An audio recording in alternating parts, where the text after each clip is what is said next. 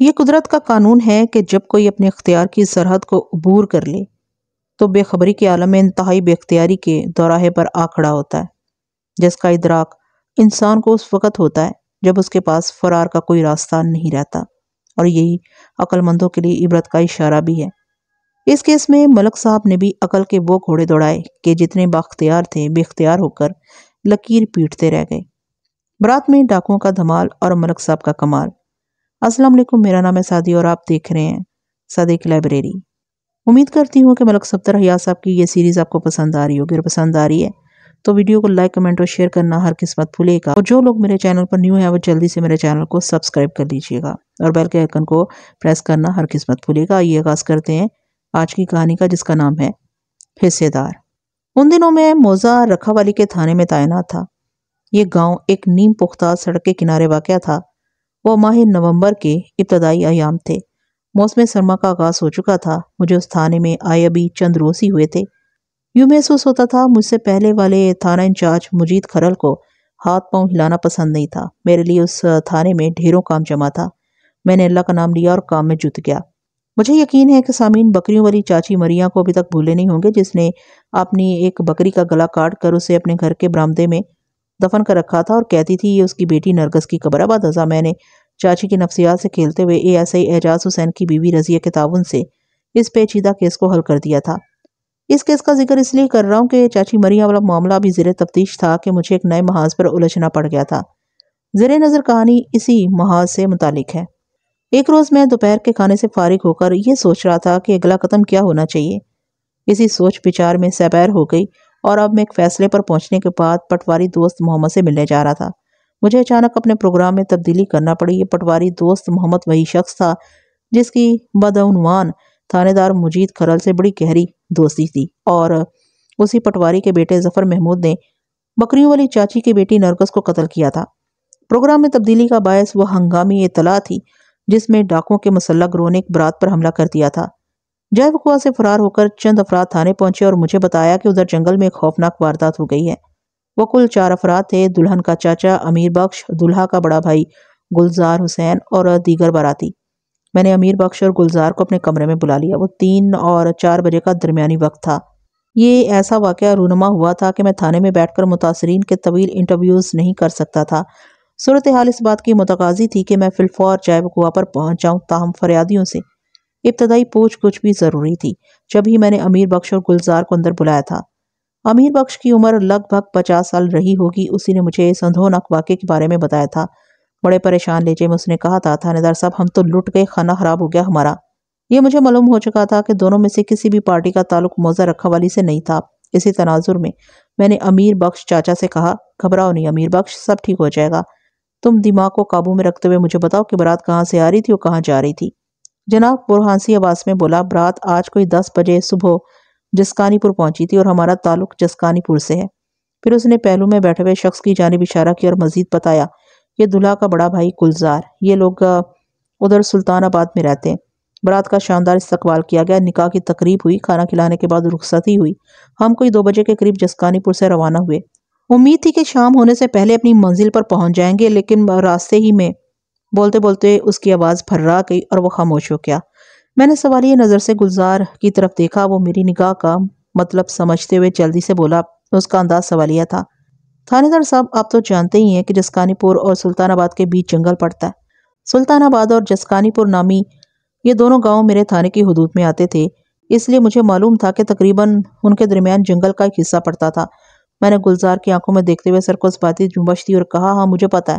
وہ مزید بتانے لگا، جب ہم سب لوگ جنگل کے اس حصے میں پہنچے تو ڈاکوؤں کے ایک جتھے نے اچانک ہم پر حملہ کر دیا۔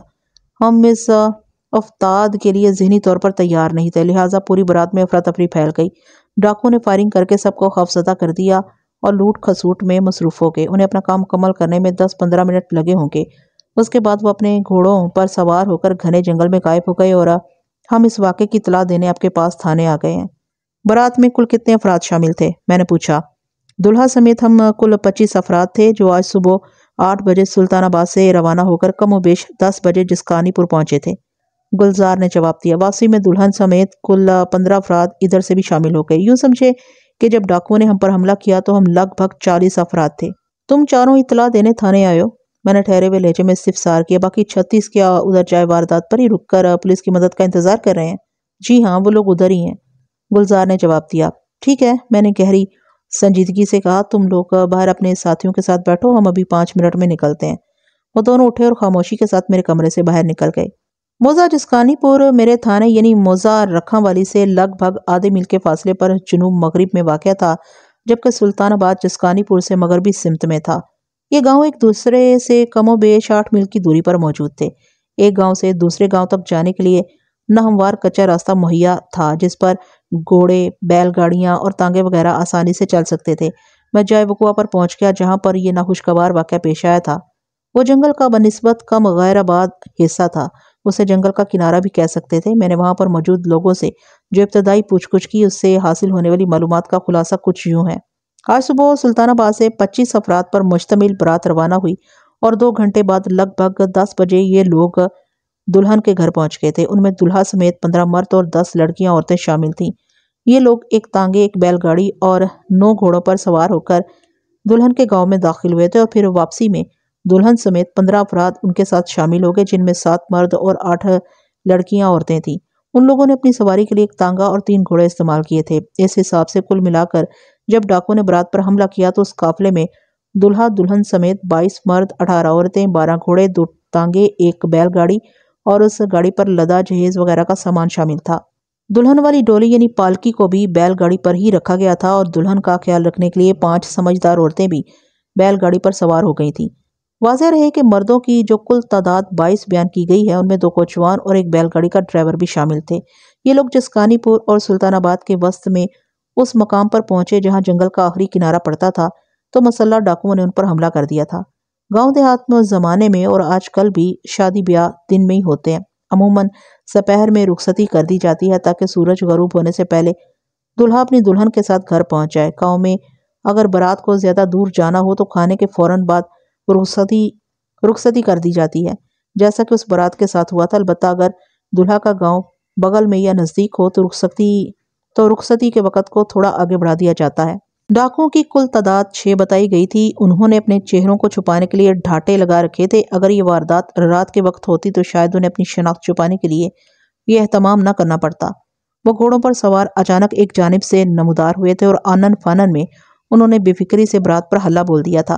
بنیادی طور پر یہ ایک لوٹ مار کی واردات معلوم ہوتی تھی، لہٰذا جسمانی نقصان کم اور مالی نقصان زیادہ اٹھانا پڑا۔ ڈاکو چونکہ پوری طرح مسلح تھے اور حملے کے وقت انہوں نے ہوائی فائرنگ کر کے براتیوں کے دلوں پر دہشت بٹھانے کی کوشش بھی کی تھی۔ 1-2 افراد کو اچھا خاصا زخمی کر دیا گیا تھا، جبکہ نصف درجن کو معمولی نوعیت کی چوٹیں آئی تھیں۔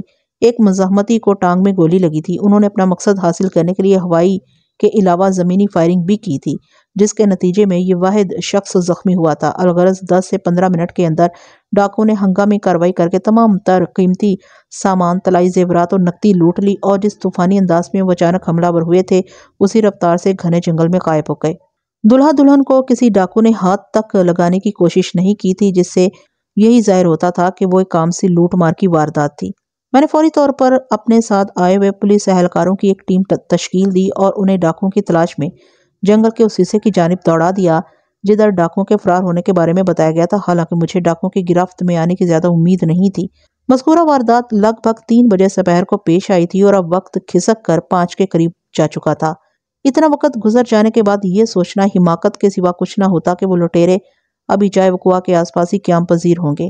ان تک رسائی کے امکانات اگرچہ روشن نہیں تھے، تاہم یہ متلاشی قانونی کارروائی بہت ضروری تھی۔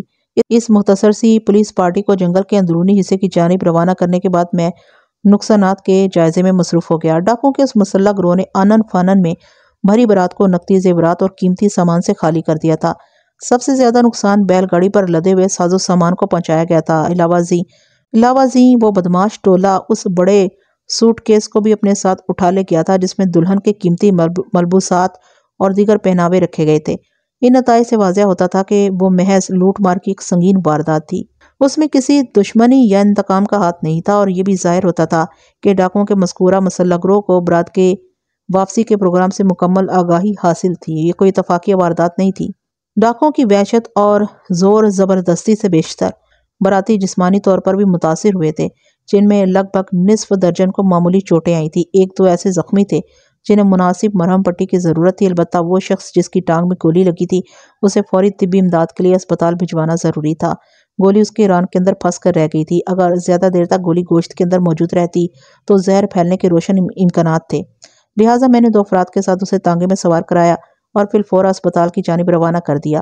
یہ بھی دیکھنے میں آیا تھا کہ ڈاکوؤں کے ظلم و ستم کا نشانہ صرف باراتی مرد ہی بنے تھے، کسی لڑکی یا عورت کو انہوں نے چھونے کی کوشش نہیں کی تھی۔ شام کے 5 بج چکے تھے۔ اس مقام سے برات کو سلطان آباد پہنچنے کے لیے 1 گھنٹے کا وقت درکار تھا، اور ان دنوں 5:45 بجے تک مغرب کی اذان ہو جایا کرتی تھی، یعنی اگر وہ لوگ فی الفور بھی روانہ ہو جاتے تو سلطان آباد پہنچتے پہنچتے انہیں اندھیرا ہو ہی جاتا۔ لہٰذا ایک فوری خیال کے تحت میں نے ایک لڑکی یعنی دلہن جس کا نام سائقہ تھا، اس کے چاچا امیر بخش اور لڑکے دلہا جبار حسین کے باپ ستار حسین کو اپنے پاس بلایا اور گہری سنجیدگی سے کہا، آپ لوگوں کے بیانات اور دیگر معاملات کو بعد میں دیکھا جا سکتا ہے، اس وقت سب سے اہم معاملہ تم لوگوں کی روانگی کا ہے، اور یہ فیصلہ تمہیں نے آپس میں باہمی صلاح و مشورے سے کرنا ہے۔ صلاح مشورہ فیصلہ؟ ستار حسین نے سوالیہ نظر سے مجھے دیکھا۔ امیر بخش نے کہا، آپ کس فیصلے کی بات کر رہے ہیں تھانے دار صاحب؟ یہاں سے روانگی کا فیصلہ؟ میں نے ایک لفظ پر زور دیتے ہوئے کہا، یہ فیصلہ کہ اس واقعے کے بعد آپ لوگوں نے سلطان آباد کی طرف سفر کرنا ہے یا پھر جسکانی پور کی جانب روانگی ہوگی؟ جناب، واپسی والی کہانی کوئی نہیں، ستار حسین نے بڑے مضبوط لہجے میں کہا، میں اپنے بیٹے کو بیاہ کر لے جا رہا ہوں۔ ادھر سلطان آباد میں بڑی شدت سے ہمارا انتظار ہو رہا ہوگا، ہمیں 4 سوا 4 بجے تک اپنی منزل پر پہنچ جانا چاہیے، اور آدھے راستے ہی میں 5 سے زیادہ کا وقت ہو گیا ہے۔ سلطان آباد والوں کے انتظار میں بے چینی اور تشویش بھی شامل ہو گئی ہوگی۔ ہو سکتا ہے سلطان آباد سے کچھ لوگ ہماری خیریت دریافت کرنے اس طرف کا رخ بھی کر چکے ہوں، اور وہ لوگ اب تب میں یہاں پہنچنے والے بھی ہوں۔ ستار حسین کی بات میں وزن تھا، وہ جس بات کا خدشہ ظاہر کر رہا تھا ویسا ہونا عین ممکن تھا۔ دلہا کے چاچا امیر بخش نے اس بات کی تائید کرتے ہوئے کہا، ستار بالکل صحیح کہہ رہا ہے، برات کو جلد از جلد سلطان آباد کی سمت روانہ ہو جانا چاہیے۔ یہ تو کسی بھی صورت ممکن نہیں کہ برات واپس جسکانی پور لے جائی جائے۔ سائقہ کا باپ اور میرا بڑا بھائی قدیر بخش اس دنیا میں باقی نہیں ہے، چند سال پہلے اس کا انتقال ہو گیا تھا۔ میں نے باپ بن کر سائقہ کو بیاہا ہے۔ لوٹ مار کا جو واقعہ پیش آ چکا وہی کچھ کم نہیں۔ اگر سائقہ کی ڈولی واپس جائے گی تو اسے بہت ہی برا سمجھا جائے گا۔ سائقہ اور اس کی بیمار ماں اس صدمے کو برداشت نہیں کر سکیں گی۔ نہیں جناب، اس برات کو ہر قیمت پر سلطان آباد ہی پہنچنا چاہیے۔ ٹھیک ہے، میں نے سر کو اس باتی جنبش دی، پھر کہا، جب آپ دونوں اس بات پر متفق ہیں کہ برات کو سلطان آباد جانا چاہیے تو مجھے کوئی اعتراض نہیں ہے، لیکن آپ لوگوں کو مجھ سے ایک وعدہ کرنا ہوگا۔ کل کسی بھی وقت آپ لوگ میرے پاس تھانے میں آ کر اپنا بیان ریکارڈ کروائیں گے۔ آپ دونوں کے ساتھ 2-3 ایسے معتبر افراد بھی ہوں گے جو اس برات میں شامل ہیں اور اس افسوسناک واقعے کے چشمدید گواہ بھی ہیں۔ سر دست میں کسی بھی براتی کو روک نہیں رہا، لیکن کل آپ کو ہر صورت میں یہ کام کرنا ہوگا۔ ٹھیک ہے جناب؟ امیر بخش نے اس بات میں گردن ہلاتے ہوئے کہا، ہم آپ کے حکم کی تعمیل کریں گے۔ ستار حسین بولا، تھانے دار صاحب، ہم کل آپس میں مشورہ کرنے کے بعد کوئی وقت طے کر لیں گے، لیکن یہ ذہن میں رہے کہ وہ وقت شام کے قریب کا ہی ہوگا، کیونکہ تھانے دار صاحب، عزت جان اور مال میں سب سے زیادہ اہمیت عزت کی، اس کے بعد جان کی، اور سب سے آخر میں مال کی ہوتی ہے۔ اللہ کا شکر ہے ہماری عزت اور جان محفوظ رہی ہے۔ مال دولت اور زیورات کا کیا ہے، انسان زندہ رہے تو یہ چیزیں دوبارہ بن جاتی ہیں، اس لیے کل ولیمہ طے شدہ پروگرام کے مطابق ہوگا۔ ولیمے سے فارغ ہونے کے بعد جب امیر بخش اور جسکانی پور کے دیگر لوگ واپسی کی راہ اختیار کریں گے تو میں بھی ان کے ساتھ ہی آ جاؤں گا۔ آپ کا تھانہ موزہ رکھا والی میں ہے، جو جسکانی پور کے بہت قریب واقع ہے۔ میں نے ستار حسین کے پروگرام سے مکمل اتفاق کرتے ہوئے انہیں جانے کی اجازت دے دی، لیکن اس سے پہلے کہ وہ لوگ مقام لٹا پٹا سے روانہ ہوتے، ستار حسین کا خدشہ سچا ثابت ہو گیا۔ سلطان آباد کی سمت سے چند گھڑ سواروں کی مخصوص آواز سنائی دینے لگی۔ وہ 4-5 گھڑ سوار تھے جو اپنے گھوڑوں کو دوڑاتے ہوئے اسی طرف آ رہے تھے۔ ناہموار کچے راستے پر گھوڑوں کے پاؤں کی مخصوص آوازیں ابھر رہی تھیں۔ امیر بخش اور ستار حسین نے چونک کر بے ساختہ ایک دوسرے کی طرف دیکھا، پھر وہ سوالیہ نظروں سے مجھے تکنے لگے۔ ان کے ذہنوں میں اس وقت جس نوعیت کے خیالات ابھر رہے تھے میں اچھی طرح ان سے آگاہ تھا، لہٰذا میں نے ان کی سوچ کی تائید کرتے ہوئے اس بات میں گردن ہلا دی۔ اگلے ہی لمحے ہم سب کے اندازوں کی تصدیق ہوگی۔ گھڑ سوار ہماری نظروں میں آ گئے۔ وہ تعداد میں 4 تھے۔ قریب پہنچنے پر پتہ چلا کہ ان سب کا تعلق سلطان آباد سے تھا اور وہ ان لوگوں کی خیریت دریافت کرنے ہی یہاں پہنچے تھے۔ میں نے ایک بات خاص طور پر نوٹ کی کہ وہ چاروں پوری طرح مسلح تھے۔ 2 نے رائفلیں سنبھال رکھی تھیں اور باقی 2 کی کمر پر ریوالور والے مخصوص بیلٹ نظر آ رہے تھے۔ نہ صرف بیلٹ بلکہ چرمی ہولسٹرز میں سے ریوالورز کے دستے بھی جھانک رہے تھے، جس سے ان کے عزائم کی ترجمانی ہوتی تھی۔ اس بات میں کسی شک و شبے کی گنجائش نہیں تھی کہ ان گھوڑا سواروں کو یہ اندیشہ ضرور تھا کہ اگر 4 بجے تک برات سلطان آباد نہیں پہنچی تو اس کا واضح مطلب یہی ہے کہ راستے میں ان کے ساتھ کوئی ناخوشگوار واقعہ پیش آ چکا ہے۔ جب ہی وہ پوری تیاری کے ساتھ ادھر آئے تھے۔ آنے والوں نے برات کی کیفیت دیکھی اور ان لوگوں کے ساتھ ایک تھانے دار کو موجود پایا تو پلک جھپکتے میں صورتحال ان پر واضح ہوگی۔ نہایت ہی مختصر الفاظ میں نے بھی انہیں تازہ ترین حالات سے آگاہ کر دیا۔ ستار نے ان کا تعارف کرانا ضروری سمجھا جو گھوڑوں سے نیچے اتر آئے تھے۔ ریوالور بردار گھڑ سواروں کی جانب اشارہ کرتے ہوئے اس نے مجھے بتایا، تھانے دار صاحب یہ چھارا اور جھورا ہیں، چودھری سلطان کے خاص بندوں میں ان کا شمار ہوتا ہے اور یہ جوان کے ساتھ آئے ہیں۔ اس نے باقی دو رائفل برداروں کے بارے میں بتاتے ہوئے کہا، ان میں سے یہ پٹواری حیات اللہ کا بیٹا مشتاق عرف مشتاقہ اور یہ اس کا دوست سلیم عرف سیما ہے۔ مشتاق ایک پستہ قامت شخص تھا جبکہ سلیم کا قد لمبا تھا۔ بعد میں مجھے معلوم ہوا کہ وہ دونوں دوست کبڈی کے بھی بہت اچھے کھلاڑی تھے۔ میں نے ان چاروں کا تنقیدی نظر سے جائزہ لینے کے بعد ستار حسین کی جانب دیکھتے ہوئے پوچھا، کیا ان سب جوانوں کا تعلق موضع سلطان آباد سے ہے؟ جی ہاں، یہ میرے ہی گاؤں کے لوگ ہیں۔ اس نے اس بات میں گردن ہلائی۔ کیا تم نے انہیں اپنے بیٹے کی شادی میں نہیں بلایا تھا؟ میں نے چپتے ہوئے لہجے میں سوال کیا۔ ان میں سے کوئی برات میں شامل کیوں نہیں؟ میں نے ایک خاص مقصد کے تحت یہ سوال کیا تھا، ستار حسین نے جواب میں بتایا۔ جی، ان تمام لوگوں اور ان کے گھر والوں کو میں نے جبار کی شادی کی دعوت دی تھی، لیکن یہ کہ اتفاق ہے کہ ان میں سے کوئی برات کے ساتھ سلطان آباد سے جسکانی پور نہ آ سکا۔ مشتاق کا اور سیما کے ساتھ اتفاق ہو سکتا ہے تھانے دار جی، زبیر عرف چھارا نے گفتگو میں شامل ہوتے ہوئے کہا، لیکن ہم دونوں تو کل شام میں چودھری صاحب کے ایک ضروری کام سے کوٹ فرمان علی گئے ہوئے تھے۔ دونوں سے اس کی مراد وہ اور منظور عرف جھورا تھی۔ ہم آج دوپہر کے بعد ہی وہاں سے واپس آئے، بلکہ یوں سمجھے کہ سپہر میں ہماری واپسی ہوئی ہے۔ جب ہم سلطان آباد پہنچے تو پتہ چلا کہ جبار کی برات واپس نہیں آئی۔ ادھر مشتاق اور سیما تیار کھڑے تھے تاکہ ادھر اگر صورتحال کا جائزہ لے سکیں۔ یہ خبر چودھری صاحب کی حویلی میں بھی پہنچ چکی تھی کہ جبار کی برات کو واپسی میں خاصی دیر ہو گئی ہے، لہٰذا چودھری صاحب نے حکم دیا کہ ہم دونوں بھی مشتاق اور سیما کے ہمراہ جائیں، اور ہم آ گئے۔ بس اتنی سی بات ہے۔ مشتاق اور سیما نے برات میں عدم شمولیت کے لیے کوئی وضاحت پیش کرنا ضروری نہ جانا، اور میں نے بھی اس موقع پر کوئی قرید وغیرہ کرنے کی بجائے صرف اتنا کہا، کاش تم لوگوں میں سے کوئی دو مسلح افراد بھی جبار کی برات کے ساتھ شامل ہوتے تو ڈاکوؤں کو یوں منمانی نہ کرنے کی جرت ہوتی۔ اگر وہ براتیوں کو ڈرانے دھمکانے کے لیے 3 فائر کرتے تو ایک آدھ گولی ادھر سے بھی چلتی۔ ہتھیار کی اپنی ایک مخصوص دہشت ہوتی ہے۔ پتہ نہیں ستار حسین نے اس جانب دھیان کیوں نہیں دیا۔ کیوں ستار حسین؟ میں نے سوالیہ نظر سے دلہا کے باپ کی طرف دیکھا تو وہ جلدی سے وضاحت کرتے ہوئے بولا، تھانے دار صاحب، آپ کی بات تو بالکل ٹھیک ہے، لیکن ہم نے یہی سوچا تھا کہ دن کا سفر ہے، اندھیرا ہونے سے پہلے ہم واپس سلطان آباد پہنچ جائیں گے، اس لیے بھی اس طرف زیادہ توجہ نہیں دی تھی۔ جھورا نے مجھ سے مخاطب ہوتے ہوئے پوچھا، تھانے دار صاحب، آپ نے اگر موقع کی کارروائی مکمل کر لی ہو تو ہمیں جانے کی اجازت دے دیں، ورنہ ادھر سلطان آباد میں کھلبلی مچ جائے گی اور ممکن ہے لوگوں کا کوئی اور بڑا جتھا ادھر آنے کے لیے وہاں سے چل پڑے۔ مشتاقہ نے جھورا کی ہاں میں ہاں ملاتے ہوئے کہا، جناب، برات کا جو بھی نقصان ہونا تھا وہ تو ہو چکا، یہاں رک کر وقت ضائع کرنے کا کوئی فائدہ نہیں۔ جھورا نے بالکل صحیح کہا ہے، ہمیں فوری طور پر سلطان آباد روانہ ہو جانا چاہیے۔ آپ ڈاکوؤں کی گرفتاری کے لیے جو بھی کارروائی کرنا چاہیں وہ آپ کی مرضی ہے، اس سلسلے میں ہم سے جو بھی تعاون چاہیے ہم حاضر ہیں۔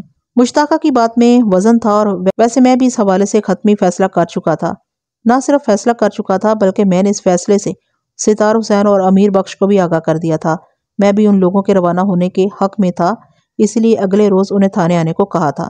میں نے چاروں مسلح افراد کی نگرانی میں دیگر براتیوں کو جنگل کے اس حصے سے کوچ کرنے کی اجازت دے دی، لیکن اس سے پہلے کہ وہ لوٹا پوٹا قافلہ وہاں سے روانہ ہوتا، وہ پولیس پارٹی واپس آ گئی، جنہیں میں نے ڈاکوؤں کی خیریت دریافت کرنے جنگل کے نسبتاً گھنے شمالی حصے کی سمت دوڑایا تھا۔ ان سب کے چہرے اترے ہوئے تھے۔ جیسا کہ میں توقع بھی کر رہا تھا، وہ متلاشی مشن میں ناکام و نامراد واپس لوٹے تھے۔ وہ جہاں تک بھی گئے ڈاکوؤں کا نام و نشان دیکھنے کو نہ ملا۔ مزید آگے جانا خطرے سے خالی نہ ہوتا، کیونکہ آدھے گھنٹے کے بعد سورج غروب ہو جاتا۔ گھنے جنگل کی تاریکی میں ڈاکوؤں کے اس مسلح شیطانی ٹولے کو تلاش کرنا ایسا ہی تھا جیسے کوئی غوطہ خور بحر اوقیانوس کی تہہ میں اتر کر کامن پن ڈھونڈنے کی کوشش کر رہا۔ براتیوں کو تازہ ترین صورتحال سے آگاہی ہو چکی تو انہوں نے وہاں مزید 1 سیکنڈ بھی رکنا ضروری نہ سمجھا۔ ان کے روانہ ہوتے ہی ہم لوگ بھی واپسی کے لیے چل پڑے۔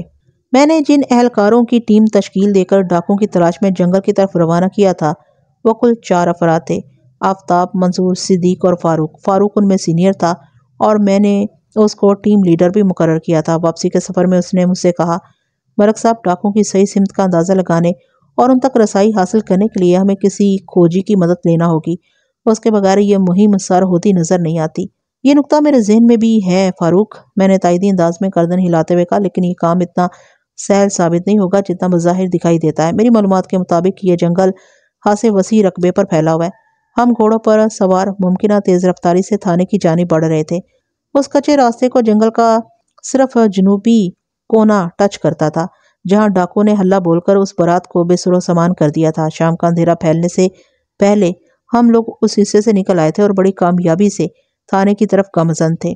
کانسٹیبل فاروق نے میری بات کے جواب میں کہا، جناب آپ بالکل درست فرما رہے ہیں، جنوب کی سمت کسی تلاش کی ضرورت ہے اور نہ ہی کوئی فائدہ۔ براتیوں کی فراہم کردہ معلومات کے مطابق چائے واردات سے ڈاکوؤں نے شمال کا رخ کیا ہے تو وہ یقیناً ادھر ہی گئے ہوں گے، اور شمال میں یہ جنگل لگ بھگ 10 میل کے فاصلے تک پھیلا ہوا ہے۔ یہ اچھی خاصی دوری ہے، مگر کوڑا اٹھانے کے سوا کوئی چارہ بھی تو نظر نہیں آتا۔ ڈاکوؤں نے اپنے چہروں کو ڈھاٹوں کے پیچھے چھپا رکھا تھا تاکہ ان کی شناخت نہ ہو سکے۔ برات میں شامل 40 افراد میں سے کوئی بھی یہ نہیں جانتا کہ ان کے حلیے کیا تھے۔ اگر ڈاکوؤں تک پہنچنا ہے یا ان کے روٹ کا پتہ چلانا ہے تو واحد ذریعہ کھوجی کی خدمات ہی ہو سکتی ہیں۔ اس بارے میں تھانے جا کر ہی کوئی لائے عمل بنائیں گے، میں نے گمبھیر لہجے میں کہا۔ بات چیت میں خاصی دشواری محسوس ہو رہی تھی۔ فاروق کا گھوڑا چونکہ میرے برابر میں دوڑ رہا تھا، اس لیے ہم کوشش کر کے گفتگو کر رہے تھے۔ فی الحال حتمی انداز میں کچھ بھی کہنا ممکن نہیں۔ جہاں تک ڈاکوؤں کے حلیوں وغیرہ کا تعلق ہے تو براتیوں پر تو وہ جہنمی بلاؤں کے مانند نازل ہوئے تھے، انہیں خود کو بچانے کے لالے پڑے ہوئے تھے۔ رہی صحیح کسر ڈاکوؤں کی فائرنگ نے پوری کر دی۔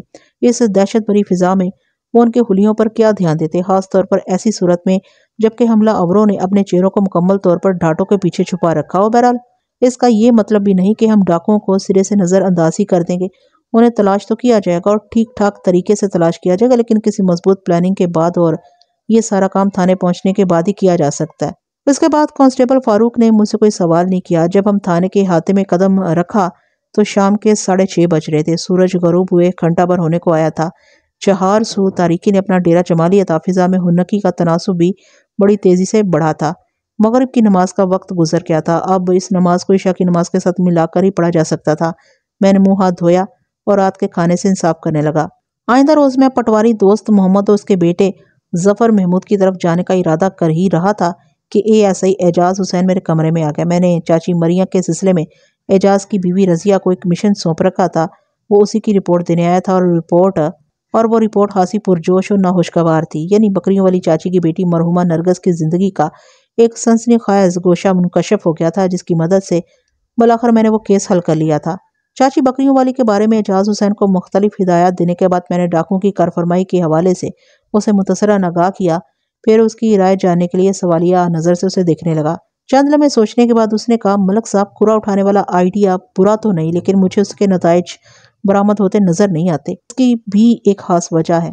اول تو اگر صرف شمالی سمت میں ڈاکوؤں کا کھرا اٹھانے کا کام شروع کریں تو لگ بھگ 12 میل تک جنگل کی خاک چھاننا پڑے گی، اور مہم جوئی کا زیادہ ہی شوق ہو تو دائیں بائیں اوپر نیچے جنگل کا کونا کونا جھانکا جا سکتا ہے، مگر اس کام کے لیے کم از کم 1 ہفتہ درکار ہوگا۔ اس بھاگ دوڑ کے بعد اگر یہ معلوم ہوا کہ ڈاکوؤں کا وہ گروہ جنگل عبور کر کے کہیں اور نکل گیا ہے تو ہم کیا بگاڑ لیں گے ان کا۔ اس جنگل کے شمالی کنارے پر ایک نیم پختہ سڑک ہے جو 2 بڑے اضلاع کی 2 تحصیلوں کو آپس میں ملانے کا کام کرتی ہے۔ مذکورہ دونوں تحصیلوں کے بیچ بھی کم از کم 20-25 میل کا فاصلہ ہے۔ میں تمہارے خیالات سے مکمل اتفاق کرتا ہوں اعجاز حسین، لیکن ایک اہم پوائنٹ کو تم بھول رہے ہو۔ کون سا پوائنٹ ملک صاحب؟ وہ الجھن زدہ نظر سے مجھے دیکھنے لگا۔ میں نے وضاحت کرتے ہوئے کہا، یہ ٹھیک ہے کہ ہم پورے جنگل کا چپا چپا نہیں چھان سکتے۔ اگر ڈاکو اس جنگل میں مقیم نہیں ہے، ان کا مستقل ٹھکانہ جنگل کے علاوہ کہیں اور ہے، اور وہ وہاں سے نکل کر کہیں اور جا چکے ہیں، تو ان تک رسائی کا عمل خاصا دشوار گزار ثابت ہو سکتا ہے۔ تم نے 2 بڑی تحصیلوں اور نیم پختہ سڑک کا حوالہ تو دیا، لیکن یہ بھول گئے کہ جنگل کے شمالی کنارے پر اسی نیم پختہ سڑک کی دوسری جانب چک سیف نامی ایک بہت بڑا گاؤں ہے۔ اسی طرح جنگل کے مشرقی اور مغربی کناروں پر بھی یا کناروں سے کچھ فاصلے پر گاؤں دیہات ہوں گے۔ ممکن ہے لٹیروں کا وہ گروہ اس جنگل کے بیچوں بیچ کسی بھی سمت نکل گیا ہو۔ میں تو اس علاقے میں نیا ہوں، تم یہاں کے جغرافیے سے اچھی طرح واقف ہو کے مجھے اس بارے میں کچھ بتاؤ گے؟ کیوں نہیں ملک صاحب، وہ جلدی سے بولا۔ پھر چند لمحات کے توقف کے بعد اس نے بتانا شروع کیا، اگر ہم چائے وقوع سے ناک کی سیدھ میں شمال سمت جائیں تو جیسا کہ میں نے بتایا ہے نیم پختہ سڑک آ جائے گی، اور اس سڑک کی دوسری جانب واقعی چک سیف بھی آباد ہے۔ لیکن اگر ہم جنگل کے دائیں بائیں کا جائزہ لینا چاہیں تو اس جنگل میں لگ بھگ 2 میل آگے جائیں تو بائیں جانب ایک راستہ نکلتا ہے جو جنگل سے باہر آنے کے بعد کوٹ فرمان علی نامی ایک گاؤں تک جاتا ہے۔ جنگل کے کنارے سے کوٹ فرمان علی تک 6 میل کا فاصلہ ہوگا۔ کوٹ فرمان علی، میں نے زیر لب دہرایا۔ مجھے یوں محسوس ہوا جیسے میں نے یہ نام پہلے بھی کہیں سنا ہے، لیکن اس وقت فوری طور پر مجھے یاد نہ سکا۔ ASI جنگلی راستوں کی تفصیل بتاتے ہوئے کہہ رہا تھا، اسی طرح اگر جنگل میں 5 میل آگے جانے کے بعد دائیں طرف مڑ کر سفر جاری رکھیں تو جنگل سے باہر نکل کر فرید نگر کا راستہ مل جاتا ہے۔ جنگل کے اس بیرونی مقام سے فرید نگر تک کم و بیش 2 میل کا فاصلہ ہوگا، اور مزے کی بات یہ ہے کہ فرید نگر ہمارے رکھاں والی سے صرف 4 میل کے فاصلے پر شمال میں واقع ہے۔ یہ ایسے ہی کہ خاموش ہونے پر میں نے پرسوچ انداز میں کہا، ہمیں بڑی احتیاط کے ساتھ چک سیف، فرید نگر اور کوٹ فرمان علی نامی ان تینوں گاؤں کو چیک کرنا ہوگا، لیکن اس کے ساتھ ہی جنگل والے معاملے کو یکسر نظر انداز نہیں کیا جا سکتا۔ ڈاکوؤں کو وہ بدماش ٹولہ براتیوں اور دلہا دلہن کی نقدی و زیورات کے علاوہ وہ سوٹ کیس بھی اٹھا کر اپنے ساتھ لے کے آئے جس میں دلہن کے ملبوسات اور دیگر استعمال کی قیمتی اشیاء رکھی ہوئی تھی۔ مجھے بتایا گیا ہے کہ دلہن کے 1-2 طلائی زیورات بھی وہ سوٹ کیس میں موجود تھے۔ مجھے پورا یقین ہے کہ ڈاکو اس سوٹ کیس کو اٹھائے اپنے ساتھ زیادہ دور تک نہیں گئے ہوں گے۔ ڈاکو اور چور وزنی اور بڑے سائز کی اشیاء سے جلد جان چھڑانے کی کوشش کرتے ہیں، کیونکہ یہی اشیاء ان کے لیے اکثر پریشانی کا سبب بن جاتی ہیں۔ ان کی مدد سے ان کی شناخت ہو جاتی ہے، لہٰذا مجھے قوی امید ہے کہ ڈاکوؤں نے جنگل کے کسی مقام پر مذکورہ سوٹ کیس کو کھول کر اس کے اندرون کا جائزہ لیا ہوگا، اور کام کی چیزوں پر ہاتھ صاف کرنے کے بعد وہ سوٹ کیس کو جنگل میں ہی کہیں پھینک گئے ہوں گے۔ ہم اگر مذکورہ سوٹ کیس کو تلاش کرنے میں کامیاب ہو جاتے ہیں تو ہمیں ڈاکوؤں کے فرار کی سمت کا تعین کرنے میں کافی آسانی رہے گی۔ تمہارا کیا خیال ہے اعجاز حسین؟ آخری جملہ میں نے ASI کی آنکھوں میں دیکھتے ہوئے ادا کیا تھا۔ وہ جلدی سے سر کو اسباتی جنبش دیتے ہوئے تائیدی انداز میں بولا، آپ بالکل ٹھیک کہہ رہے ہیں ملک صاحب، ہمیں ڈاکوؤں کی تلاش کا آغاز جنگل ہی سے کرنا ہوگا، اور اگر خوش قسمتی سے وہ سوٹ کیس ہمیں مل جاتا ہے تو پھر اسی مقام سے کورا اٹھا کر ڈاکوؤں کے فرار کی سمت کا اندازہ بھی لگایا جا سکتا ہے۔ کھوجی کو تو شروع ہی سے ساتھ رکھنا ہوگا، میں نے ٹھہرے ہوئے لہجے میں کہا، ورنہ مذکورہ سوٹ کیس کے متوقع مقام تک پہنچنا بہت دشوار ثابت ہوگا۔ اس علاقے میں ایک بہت ہی تجربہ کار کھوجی رہتا ہے ملک صاحب، اعجاز حسین نے سنجیدہ لہجے میں بتایا۔ اس کا نام اللہ دیتا ہے۔ اللہ دیتا کی عمر 60 سے اوپر ہو چکی ہے، لیکن ابھی تک نظر کا چشمہ لگائے بغیر قرآن پاک کی تلاوت کرتا ہے۔ نگاہ ایسی تیز ہے کہ کورا اٹھانے میں اسے کسی قسم کی دقت کا سامنا نہیں کرنا پڑتا، اور سب سے اہم بات یہ ہے کہ بابا دیتا پر موسم کی سختی اثر انداز نہیں ہوتی۔ شدید ترین سردی ہو یا روح فنا کر دینے والی گرمی، وہ ہر موسم میں ایک ہی لباس میں ملبوس دکھائی دیتا ہے، ململ کا کرتا، لٹھے کی دھوتی اور ململ ہی کا صافہ۔ کسی نے کبھی اسے یہ شکوہ کرتے دیکھا نہ سنا کہ ہائے آج تو قیامت کی گرمی ہے، اوف اللہ آج کتنی سردی ہے۔ ایسا نابغہ موزہ رکھا والی میں موجود ہے، اور تم نے مجھے پہلے نہیں بتایا؟ میں نے اپنی کرسی پر پہلو بدلتے ہوئے کہا، تم فوراً اسے یہاں بلاؤ تاکہ ڈاکوؤں کی تلاش میں کسی قسم کی تاخیر نہ ہو۔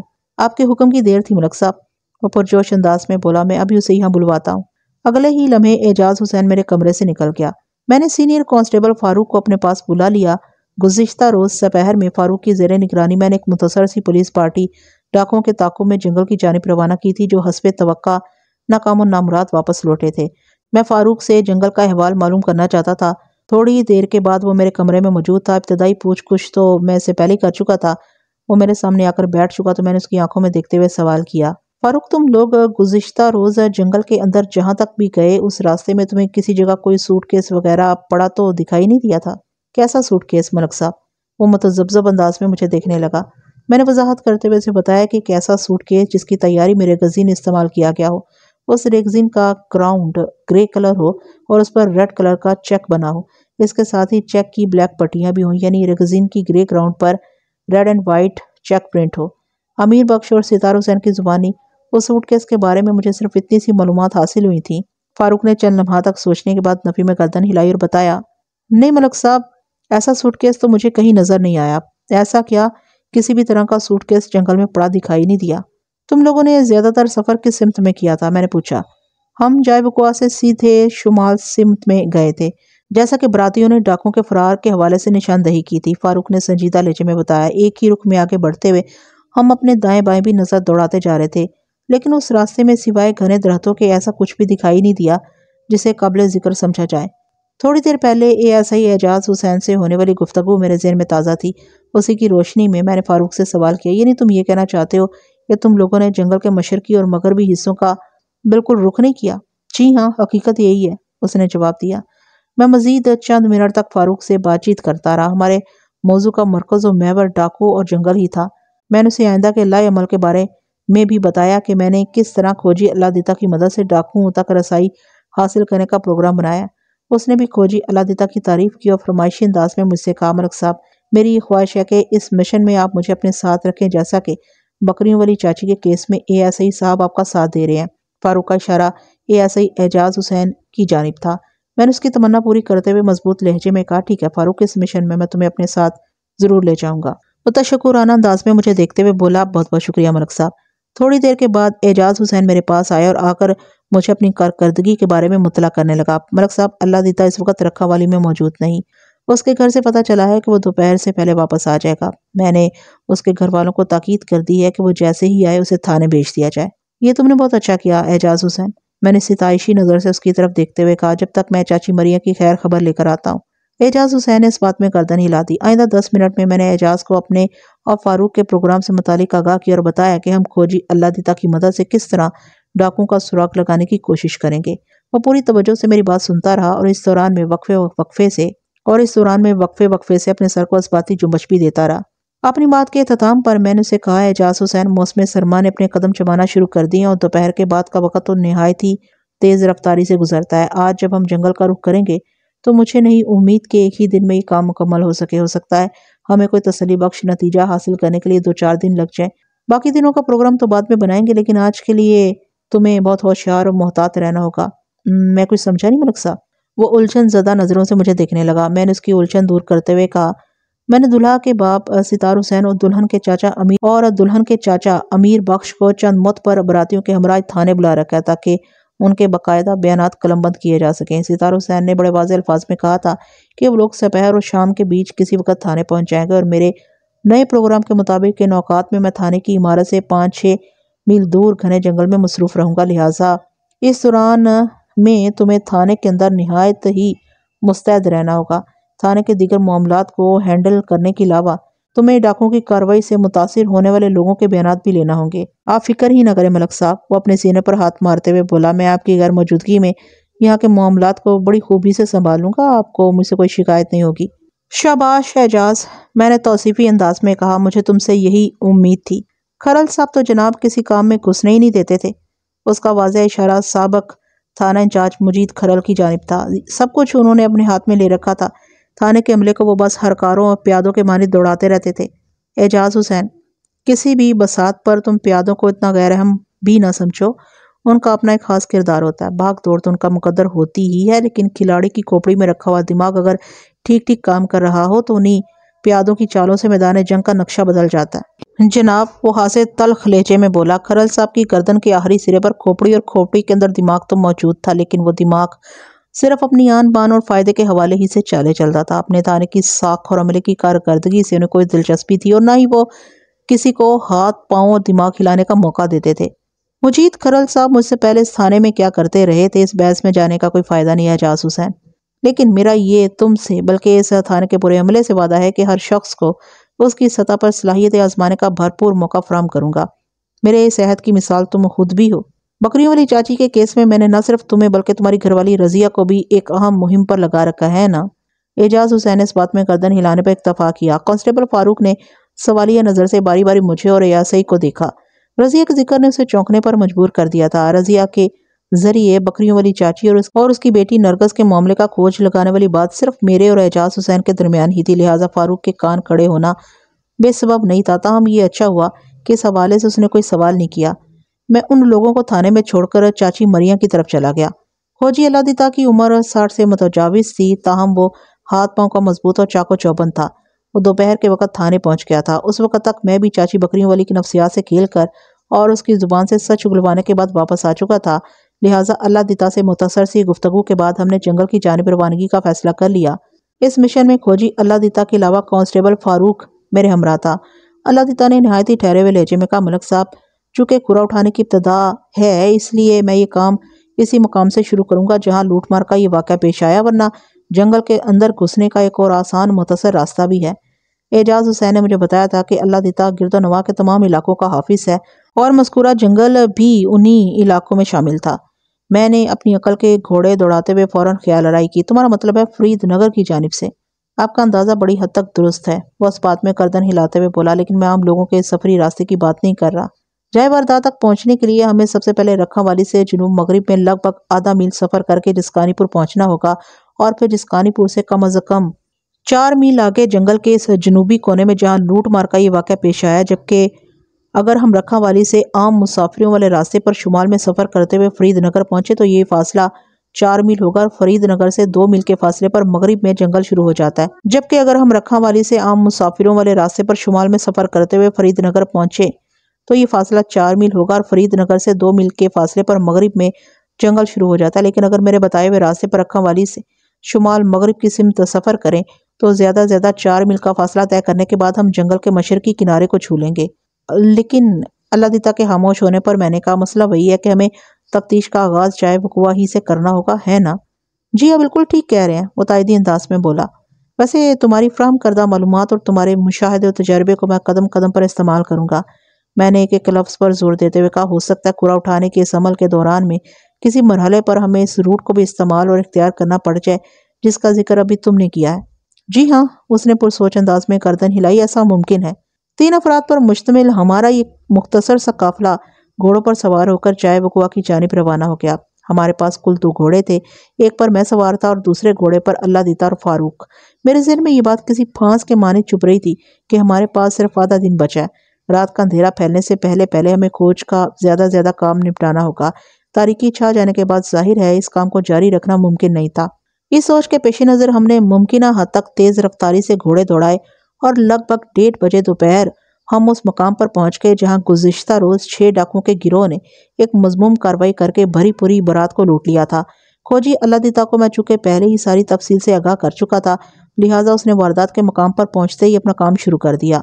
اللہ دیتا چونکہ ایک تجربے کار اور ماہر کھوجی تھا، لہٰذا اس نے کھوجتی ہوئی نظر سے جائے وقوع کا جائزہ لیا اور صرف 5 منٹ کی تکنیکی چارہ جوئی کے بعد اس نتیجے پر پہنچ گیا کہ 6 گھوڑا سواروں نے جائے واردات سے شمال کی جانب رخ کیا تھا۔ یہ بات تو ہمارے علم میں تھی، لیکن میری اور اللہ دیتا کی جانکاری میں ایک بڑا واضح فرق تھا۔ میرے پاس براتیوں کی فراہم کردہ معلومات تھی، جبکہ کھوجی اللہ دیتا نے جائے وقوع کی زمین کا جائزہ لینے کے بعد یہ فتویٰ صادر کیا تھا کہ 6 گھوڑا سوار جنگل کی شمالی سمت میں گئے تھے۔ الغرض کھوجی اللہ دیتا کی تقلید میں ہم دونوں بھی آگے بڑھنے لگے۔ اس دوران میں میرے اور فاروق کے بیچ باہمی گفتگو بھی جاری تھی، البتہ اللہ دیتا اس بات چیت میں بالکل حصہ نہیں لے رہا تھا۔ وہ بڑے انہماک سے اپنے کام میں مصروف تھا۔ وہ وقفے سے بڑے ماہرانہ انداز میں جنگل کی زمین کا جائزہ لیتا، معنی خیز انداز میں سر کو اثباتی جنبش دیتا اور آگے بڑھ جاتا۔ اس کی حرکات و سکنات میں خاص قسم کا ولولہ اور عزم پایا جاتا تھا، جیسے وہ ڈاکوؤں کا کھرا نہ نکال رہا ہو بلکہ کیٹو کی چوٹی سر کرنے میں مصروف ہو۔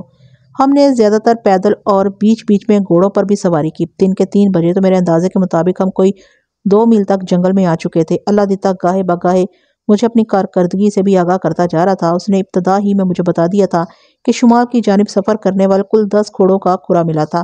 میں جانتا تھا ان میں 4 وہ گھڑ سوار ہوں گے جنہیں میں نے ڈاکوؤں کے تعاقب میں جنگل کی سمت دوڑایا تھا۔ اس لیے جب اللہ دیتا ایک مقام پر رک کر سوالیہ نظر سے مجھے دیکھنے لگا تو میں اسے پوچھے بنا نہ رہ سکا۔ کیا ہوا اللہ دیتا، کیا کوئی خاص بات ہے؟ ہاں جی، بات تو خاصی ہے جناب۔ اتنا کہہ کر وہ گھٹنوں کے بل جھکا اور بغور وہ زمین کا جائزہ لینے لگا۔ میں نے اضطراری لہجے میں پوچھا بات کیا ہے اللہ دیتا؟ وہ سیدھا کھڑا ہوتے ہوئے بولا ملک صاحب، ہم پچھلے 2 گھنٹے سے گھوڑوں کے جس کھرے کا تعاقب کرتے ہوئے یہاں پہنچے ہیں، اس مقام سے ان کی 2 ٹولیاں بن گئی ہیں۔ اس نے بات کے اختتام پر زمین کی جانب اشارہ کیا۔ میں نے قدرے الجھن زدہ لہجے میں استفسار کیا 2 ٹولیوں سے تمہاری کیا مراد ہے؟ اس نے جنگل کی مغربی جانب یعنی جہاں ہم کھڑے تھے وہاں سے بائیں طرف اشارہ کرتے ہوئے بتایا 6 گھوڑا سوار یہاں سے اس رخ کو مڑے ہیں، جبکہ باقیوں کا کھرا بتاتا ہے کہ وہ بدستور شمال کی سمت گئے ہیں۔ یہ فیصلہ اب آپ کے ہاتھ میں ہے، یہاں سے سیدھا آگے جانا ہے یا جنگل کے مغربی حصے میں 6 گھوڑا سواروں کے کھرے کا تعاقب کرنا ہے۔ جن گھوڑوں کا کھرا سیدھا شمال کی جانب کیا تھا وہ یقیناً میری بھیجی ہوئی پولیس پارٹی ہی کے افراد تھے، لہٰذا ان کے تعاقب کی کوئی تک نہیں بنتی تھی۔ البتہ 6 گھوڑا سواروں کا کھرا میرے دلچسپی کا باعث تھا۔ ان لمحات میں میرے ذہن میں جنگل کے اندرون کے حوالے سے وہ گفتگو گھوم رہی تھی جو آج صبح میرے اور ایسے اعجاز حسین کے بیچ ہوئی تھی۔ میں اسی کی روشنی میں اللہ دیتا سے تصدیقی انداز میں پوچھا تم تو اس جنگل اور اس کے گرد و نواح کے چپے چپے سے واقف ہو؟ جی ہاں ملک صاحب، اس نے بڑی رسان سے جواب دیا۔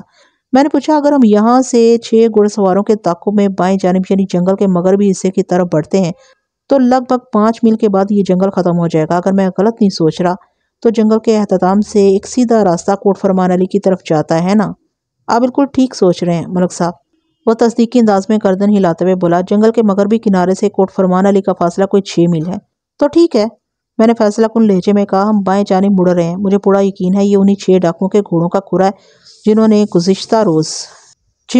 گزشتہ روز برات پر ہلہ بول کر لوٹ مار مچائی تھی۔ اللہ دیتا نے اتفاق کرنے والے انداز میں گردن کو حرکت دی اور ہم بائیں طرف مڑ کر جنگل میں آگے بڑھنے لگے۔ میں نے کھوجی سے پوچھا، اللہ دیتا، جیسا کہ تم نے بتایا ہے کہ یہاں سے جنگل کے مغربی کنارے تک کم و بیش 5 میل کا فاصلہ ہے۔ اس وقت دوپہر کے 3 بجے ہیں۔ تمہارے اندازے کے مطابق ہم کتنے بجے جنگل سے باہر نکل جائیں گے؟ دیکھیں جی، وہ مریبانہ لہجے میں بولا، اگر ہم لوگ باقاعدہ کسی راستے پر سفر کر رہے ہوں اور درمیان کہیں رکے بھی نہیں تو ہمیں یہ فاصلہ زیادہ 2 گھنٹے میں طے کر لینا چاہیے، لیکن یہاں صورتحال مختلف ہے۔ ایک تو جنگل کے اندر کوئی باقاعدہ راستہ نہیں بنا ہوا، دوسرے ہم رک رک کر آگے بڑھ رہے ہیں، لہٰذا ایک محتاط اندازے کے مطابق ہمیں اس جانب جنگل کے دوسرے کنارے تک پہنچنے میں 3.5 گھنٹے سے زیادہ کا وقت لگ سکتا ہے۔ یعنی جب ہم جنگل سے باہر نکلیں گے تو رات کے 6:30-7 بج چکے ہوں گے۔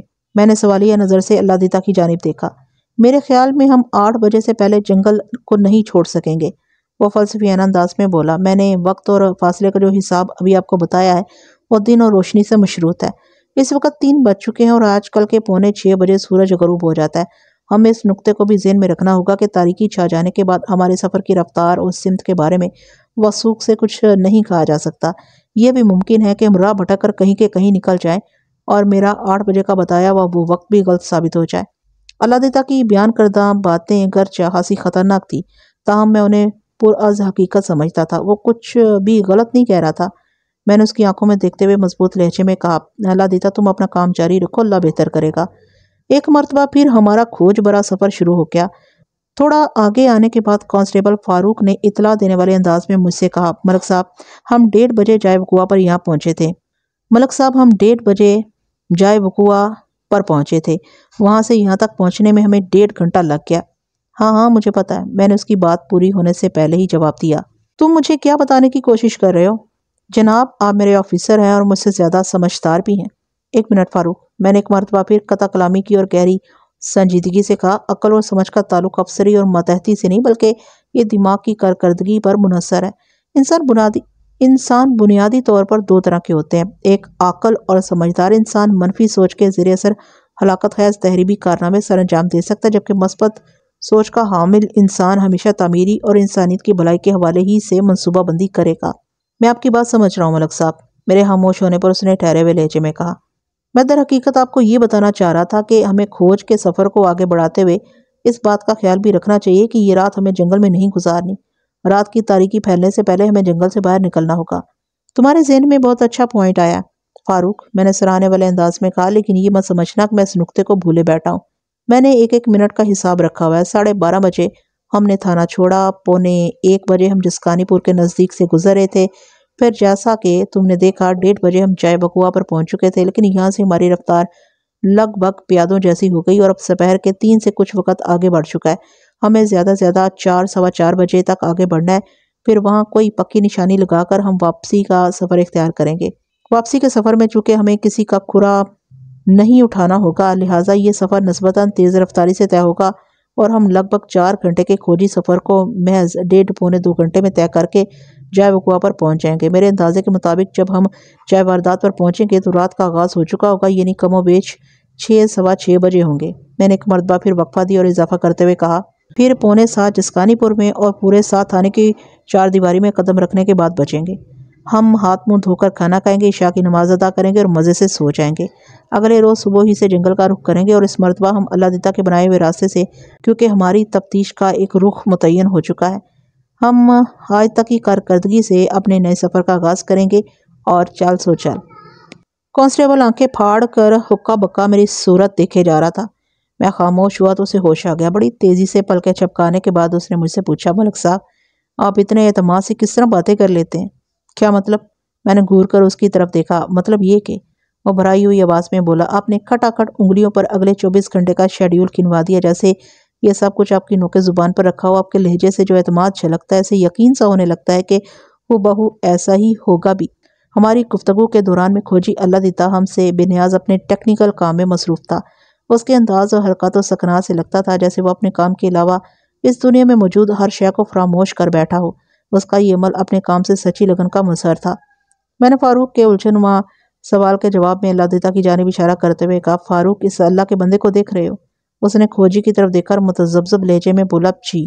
تمہاری تمام تر الجھنوں اور سوالات کا جواب اس کے عمل میں پوشیدہ اور اس کی حرکات و سکنات سے ظاہر ہو رہا ہے۔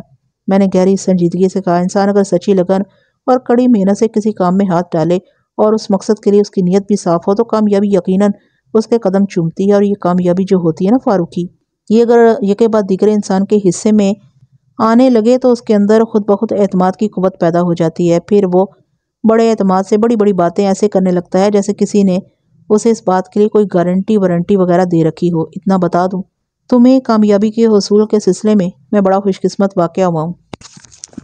یوں محسوس ہوتا تھا مجید کھرل نے تھانے کے عملے کو اپنے سامنے زبان کھولنے سے خاص طور پر منع کر رکھا تھا۔ میرے دوستانہ انداز کو دیکھتے ہوئے فاروقی کی جھجک جاتی رہی۔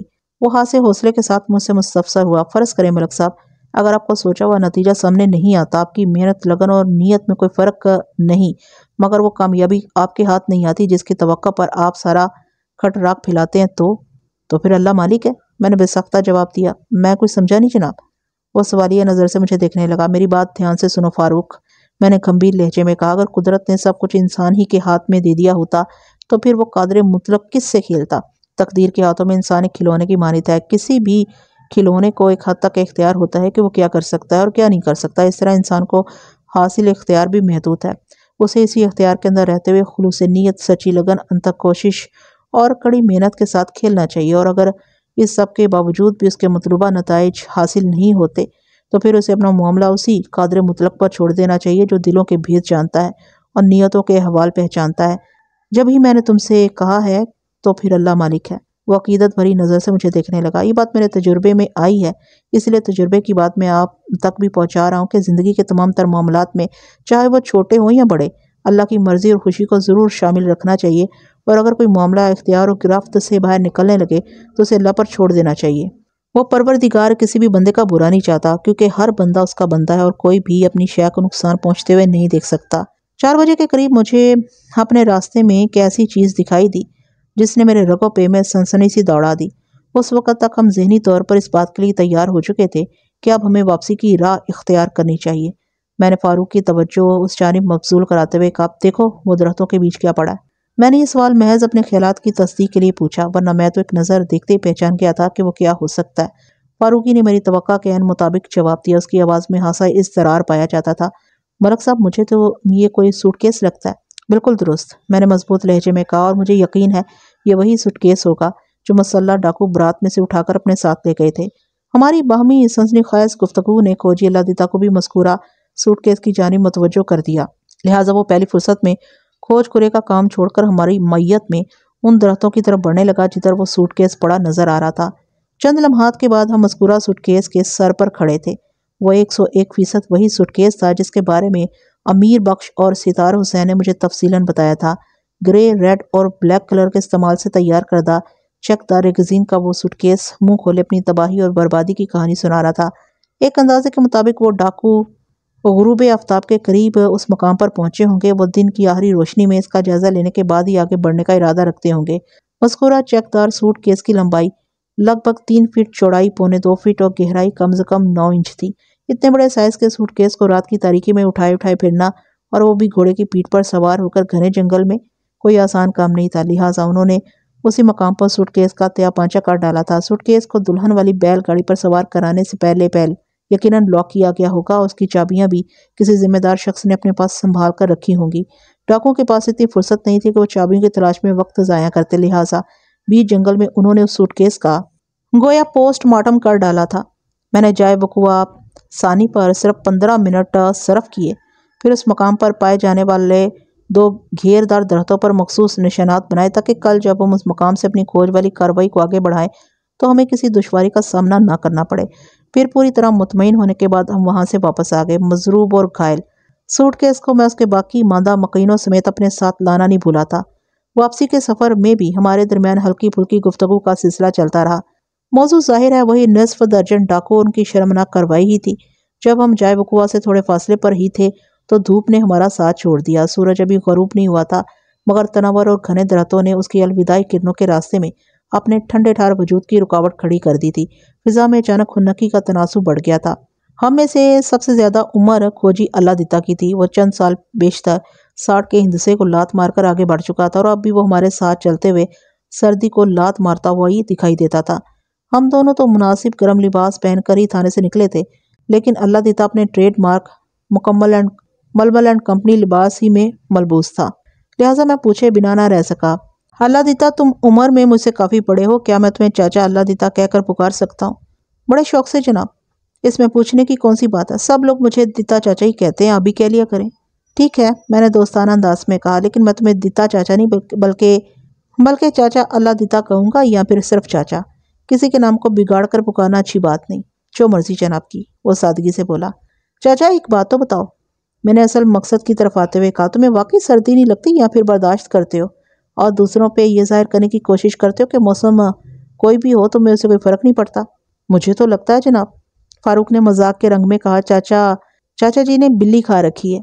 وہ دونوں ایک ہی گھوڑے پر سوار تھے، گھوڑے کی لگام فاروقی کے ہاتھ میں تھی اور اللہ دیتا اس کے پیچھے بیٹھا ہوا تھا، جبکہ میں زخمی سوٹ کیس کے ساتھ دوسرے گھوڑے پر سوار تھا۔ کھوجی نے فاروق کی چوٹ کا برا نہیں منایا اور اپنے پیلے دانتوں کی نمائش کرنے کے بعد دھیمے لہجے میں بولا، ملک صاحب، بات صرف احساس کی ہے۔ انسان گرمی اور سردی کو جتنا زیادہ محسوس کرتا ہے، یہ موسم اس پر اتنے ہی اثر انداز ہوتے ہیں۔ میں بھی انہیں زیادہ اہمیت نہیں دیتا، لہٰذا یہ بھلے ماس بھی مجھے زیادہ تنگ نہیں کرتے، مگر میں اتنی آسانی سے اس کی جان چھوڑنے والا نہیں تھا۔ اصراری لہجے میں نے اسے پوچھا، چاچا اگر تم اپنی صحت کا راز بلکہ برداشت کا راز مجھے نہیں بتانا چاہتے تو تمہاری مرضی ہے، ورنہ میں نہیں مان سکتا کہ محض محسوس کرنے یا نہ کرنے سے موسموں کی شدت اثر انداز ہوتی ہو۔ اب دیکھو نا، میں نے اچھے خاصے گرم کپڑے پہن رکھے ہیں، لیکن پھر بھی سردی محسوس کر رہا ہوں۔ میرے مقابلے میں تم ململ کے کرتے میں ہو اور موسم کی شدت سے بے نیاز دکھائی دیتے ہو۔ میں کس طرح یہ تصور کر سکتا ہوں کہ فضا میں اس وقت ٹھنڈک بالکل نہیں ہے؟ وہ کسی فلسفی کے انداز میں بولا، اگر کسی گرم کپڑے میں سردی کو روکنے کی صلاحیت ہوتی تو وہ سردی کا مقابلہ کرتے ہوئے کبھی ٹھنڈا نہ ہوتا۔ کیا ہم سردی کے موسم میں کسی گرم کپڑے کو چھوئیں تو وہ ہمیں گرم محسوس ہوتا ہے؟ نہیں نا۔ اس نے خود ہی سوال کیا اور خود ہی جواب بھی دیا، پھر اپنی بات کو آگے بڑھاتے ہوئے بولا، اسی طرح موسم گرما میں اگر ہم کاٹن کے ہلکے پھلکے لباس کو چھو کر دیکھیں تو وہ ہمیں برف کی ڈلی کے مانند ٹھنڈا محسوس نہیں ہوگا۔ یہ سارا چکر حرارت کے احراج کا ہے تھانیدار صاحب۔ حرارت کا احراج؟ میں نے چونکے ہوئے لہجے میں سوال کیا، یہ کون سا چکر ہے؟ وہ وضاحت کرتے ہوئے بولا، انسان کا جسم ہر وقت حرارت خارج کرتا رہتا ہے۔ اگر کوئی انسان اپنی ضرورت کے مطابق اس احراج پر کنٹرول حاصل کر لے تو پھر اسے سردیوں میں نہ تو گرم کپڑے پہننے کی حاجت رہتی ہے اور نہ ہی گرمیوں میں وہ باریک لباس کی طرف دوڑتا ہے۔ گرم لباس جسم میں سے خارج ہونے والی حرارت کو روک کر ہمیں گرمائش پہنچاتا ہے، وہ بذات خود گرم نہیں ہوتا۔ اسی طرح باریک اور ہلکا پھلکا کپڑا ٹھنڈا نہیں ہوتا، بلکہ وہ جسمانی حرارت کو احراج کا زیادہ موقع فراہم کرتا ہے۔ چاچا تمہاری بات دل کو لگتی ہے اور ذہن بھی اسے تسلیم کرنے کو آمادہ نظر آتا ہے، لیکن جسم سے خارج ہونے والی حرارت پر کنٹرول کیوں کر حاصل کیا جا سکتا ہے؟ ذرا اس کی بھی وضاحت تو کر دو۔ بہت سادہ سا عمل ہے، لیکن اس کے لیے مشق کی ضرورت ہے۔ وہ بڑی رسان سے بولا، اگر انسان اپنی سانسوں پر کنٹرول حاصل کر لے تو پھر اسے زندگی کے بیشتر معاملات پر خود بخود کنٹرول حاصل ہو جاتا ہے۔ سانس کھینچنے اور چھوڑنے میں اگر توازن قائم ہو جائے تو سمجھو ستہ خیرہ۔ پھر میری فرمائش پر اس نے سانس لینے کی وہ مخصوص تکنیک بھی مجھے بتا دی جس کی مناسب مشق کے بعد جسم سے ہیٹ کے احراج کو کنٹرول کر کے 7 قسم کی خیریت حاصل کی جا سکتی ہے۔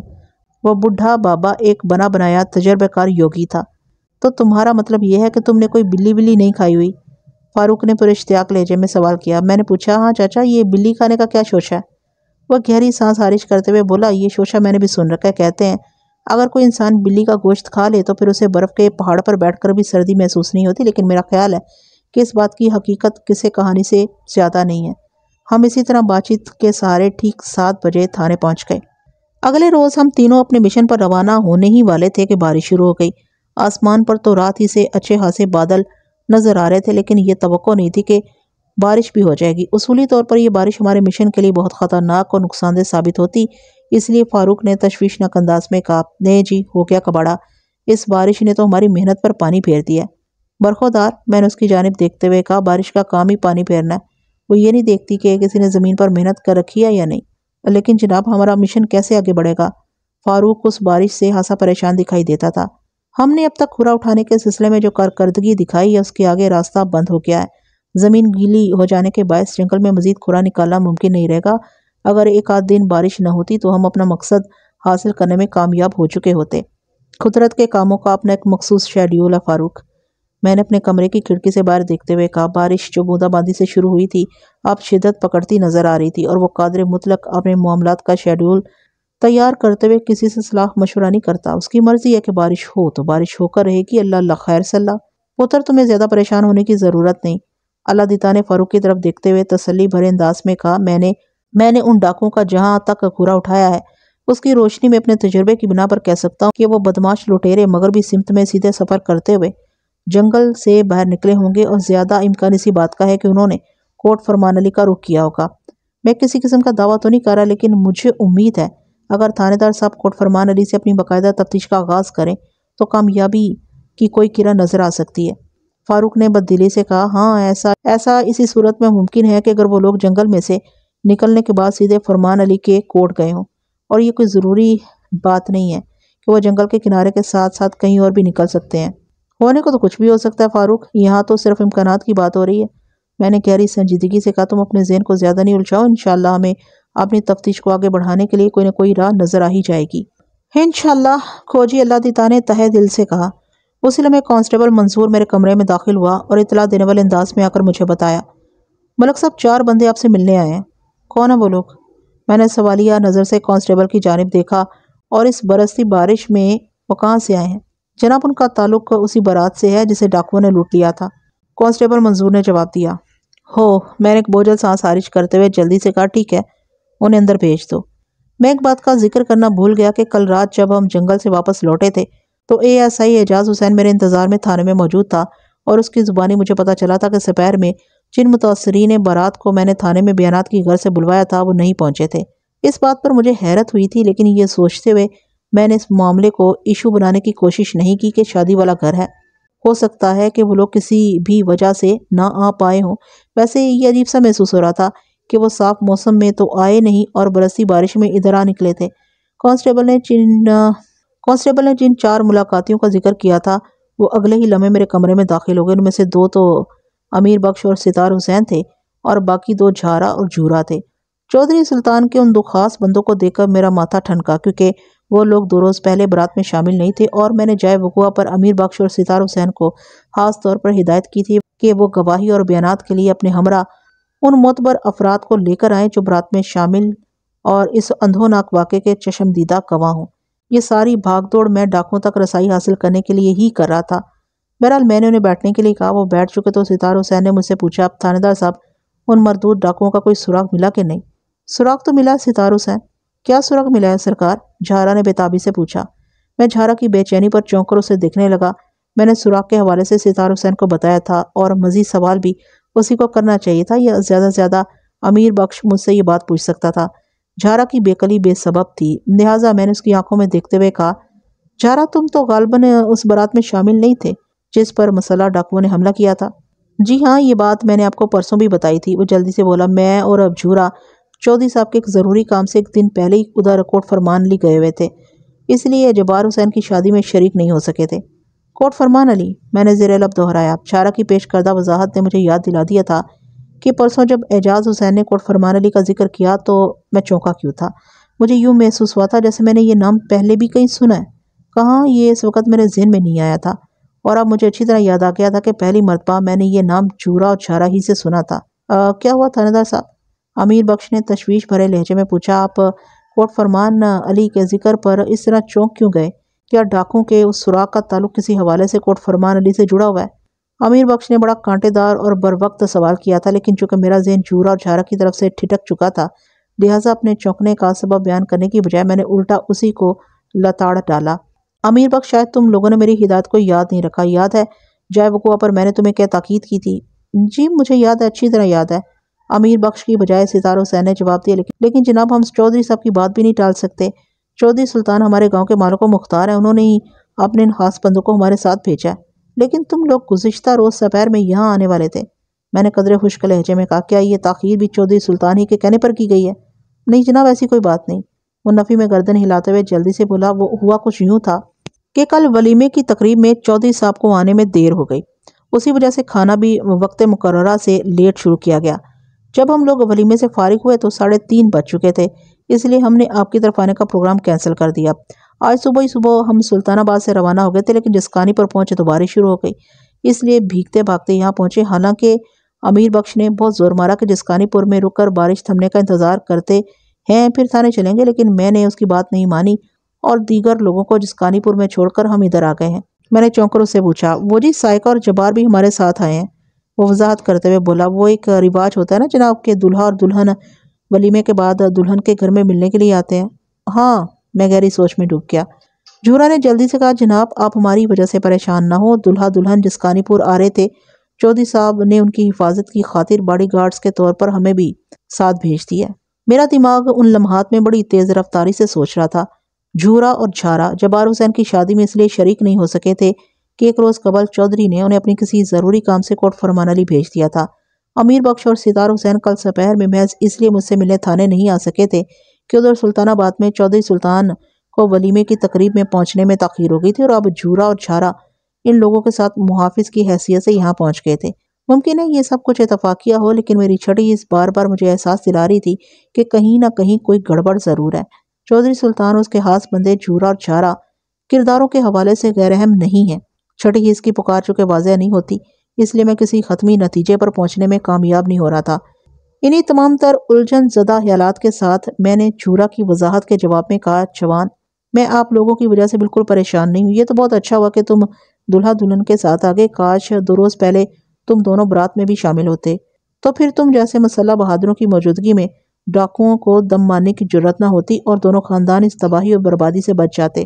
جھارا نے کہا، جناب جو برائی مقدر میں لکھی ہو وہ تو وا کر ہی رہتی، اللہ کا شکر ہے کہ سب جانیں محفوظ رہیں اور عزتیں بھی۔ جھورا نے گرہ لگاتے ہوئے کہا، اس برات میں دلہن کے علاوہ اچھی خاصی عورتیں اور لڑکیاں بھی شامل تھیں، اگر وہ بدماش کسی قسم کی بدتمیزی پر اتر آتے تو ہم کسی کو منہ دکھانے کے قابل نہ رہتے۔ میں نے ان کے ذہنوں کو پرسکون رکھنے کی خاطر ایک خاص مقصد سے کہا، آپ لوگ بالکل ٹھیک کہہ رہے ہیں، بس وہ کیا کہتے ہیں، جسے اللہ رکھے اسے کون چکھے۔ میرا خیال ہے آپ بیانات کا سلسلہ شروع کیا جائے۔ تم سب لوگ باہر جا کر برآمدے میں بیٹھو، میں باری باری تمہیں اپنے پاس بلاتا ہوں۔ وہ چاروں اٹھے اور کوئی سوال کیے بغیر میرے کمرے سے باہر چلے گئے۔ میں نے فاروق سے کہا، فاروق میں ان دونوں جھورا اور جھارا نامی مسٹنڈوں کی مکمل نگرانی چاہتا ہوں۔ وہ کہاں جاتے ہیں، کس کس سے ملتے ہیں اور کیا کرتے ہیں، مجھے سب پتہ چلنا چاہیے۔ کیا تم سادہ لباس میں رہتے ہوئے یہ ڈیوٹی سر انجام دے سکتے ہو؟ اگر تم اس ٹاسک کے لیے تیار ہو تو فوراً مجھے بتاؤ۔ تم چاہو تو اپنے ساتھ کسی قابل بھروسہ کانسٹیبل کو بھی رکھ سکتے ہو، مجھے نتائج چاہیے، مثبت نتائج۔ تم میری بات سمجھ رہے ہو نا؟ جی میں سمجھ رہا ہوں، بلکہ اچھی طرح سمجھ گیا ہوں۔ وہ سینے پر ہاتھ رکھ کر جوشیلے انداز میں بولا، مجھے یہ چیلنج منظور ہے، لیکن اس کام کے لیے مجھے ابھی اور اسی وقت سلطان آباد روانہ ہونا ہوگا۔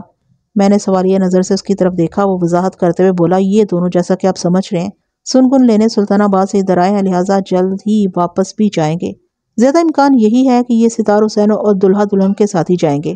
اگر یہ کسی قسم کی کارروائی میں ملوث ہیں، جیسا کہ آپ کو خدشہ ہے اور مجھے بھی شک ہے، تو اس معاملے کے ڈانڈے سلطان آباد سے کوٹ فرمان علی تک دیکھے جا سکتے ہیں، لہٰذا ان پر نگاہ رکھنے کے لیے مجھے فوری طور پر اس علاقے کی طرف نکلنا ہوگا۔ ویسے بھی اس نے چند لمحات کا توقف کر کے ایک سکون آور گہری سانس لی، پھر اضافہ کرتے ہوئے بولا، ادھر سلطان آباد میں میری خالہ رہتی ہے، مجھے وہاں کھپنے میں کوئی دشواری نہیں ہوگی۔ میں اپنے ساتھ کانسٹیبل صدیق کو لے جاؤں گا، آپ بالکل بے فکر ہو جائیں، میں آپ کی توقع پر پورا اترنے کی کوشش کروں گا ملک صاحب۔